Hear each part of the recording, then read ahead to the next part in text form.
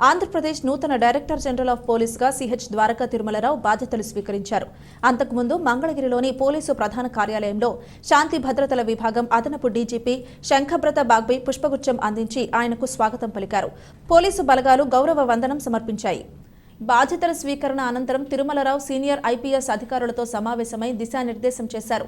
Police ఉన్నతాధికారులు అతుల్ సింగ్, రాజీవ్ కుమార్ మీనా, గోపీనాథ్ జెట్టి, CH Srikanth, Vineet Brijlal, Sarvashreshtha Tripathi, Rahul Dev Sharma తదితరులు డీజీపీని కలిసి శుభాకాంక్షలు చెప్పారు.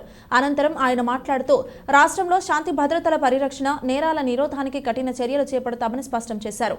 తనకు అప్పగించిన ఈ బాధ్యతను సమర్థవంతంగా నిర్వర్తించేందుకు ప్రభుత్వ సహకారంతో కృషి చేస్తామని వెల్లడించారు. ప్రజలందరూ ప్రశాంత జీవనం సాగించేలా చేయాల్సిన బాధ్యత పోలీసులదేనని, అందరూ విధుల నిర్వహణలో పకడ్బందీగా వ్యవహరించాలని ఆదేశించారు. పోలీసుల సమస్యల పరిష్కారానికి కూడా ప్రభుత్వం సహకారంతో చర్యలు చేపడతామని భరోసా ఇచ్చారు.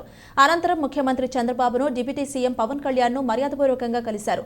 ఆర్టీసీ వీసీ ఎండీగా డీజీపీ ద్వారకా తిరుమలరావు, ప్రజా రవాణా శాఖ కమిషనర్, ఆర్టీసీ వైస్ చైర్మన్ ఎండీగా సిహెచ్ ద్వారకా తిరుమలరావుకు పూర్తి అదనపు బాధ్యతలు అప్పగిస్తూ ప్రభుత్వం ఉత్తర్వులిచ్చింది.